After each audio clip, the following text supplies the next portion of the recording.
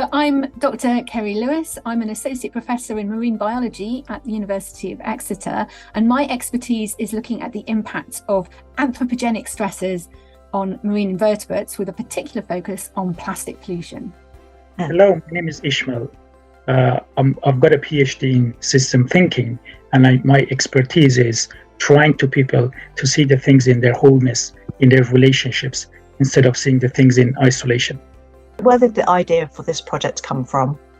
We've been working on the impacts of plastic pollution in the marine environment for nearly 20 years now. Everywhere we go, we find plastic pollution, whether it's big pieces of plastic pollution washed up on beaches or tiny little particles that are broken down that we actually find in the stomachs of marine animals all over the world. We've been working in the Arctic, we've been working in Galapagos. This plastic is now everywhere. What this project wants to look at is one of the proposed solutions to that plastic problem. So you are an interdisciplinary team.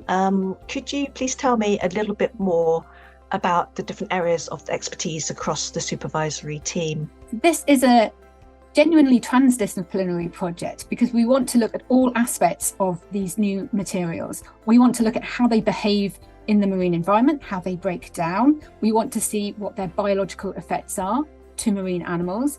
We want to learn if we can actually measure them if they do end up in the environment. And then we want to look at these systemic impacts, taking the more circular economy approach to looking at these materials, which Esmaeil can explain more. Yeah, like circular economy is a buzzword now. Like everything is going to be circular, as they say. I'm based in Center for Circular Economy at Exeter, one of the leading places in the world indeed. We are a partner with MacArthur Foundation, and recently we won a £30 million grant to help UK become a circular country indeed. And as we know, a circular thing is going to be a systemic thing, because just system thinking allows us to see that it's just not like past. Whatever you do is going to feed back and is going to impact a couple of other things. And that is why we are joining together to see that what biopolymers are going to impact indeed, are going to influence. It's not only going to be the nature, the social and economic part are going to be influenced as well. That's why we are coming together to look at this issue from a systemic perspective. We said this is a transdisciplinary project, and so we need enthusiastic people who are willing to learn new things, because no one will have all of the skills already at the start of this PhD. So really what we're looking for is someone who's just enthusiastic to learn new skills and really apply themselves to this important question, but also someone who's passionate about doing something positive to look after our environments and make them healthier and more sustainable going forwards. So what do you anticipate will be the first year of the PhD for the successful candidate? What would be involved for them?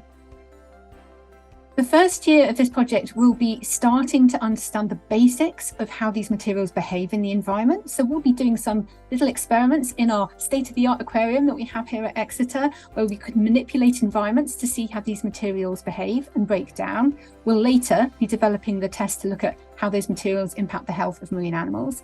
And then there'll be some stakeholder engagement workshops, which Esmaeil will be running for the circular economy side of the project. Do you want to say a bit more, Esmaeil?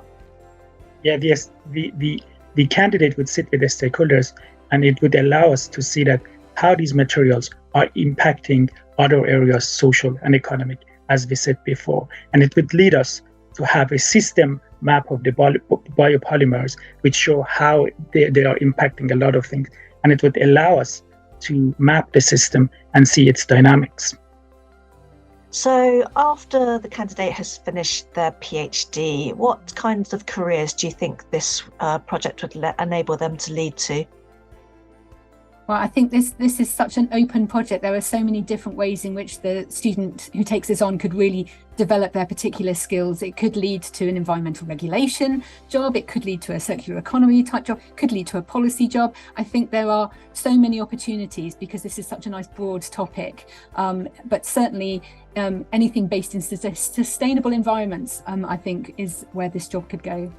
And just finally, would you encourage potential applicants to contact you if they're considering applying for this particular PhD? And if so, who should they approach? We'd all be very happy to hear from any potential candidates with any questions. Please do just drop us an email. We'd love to talk to you more about what this project will involve.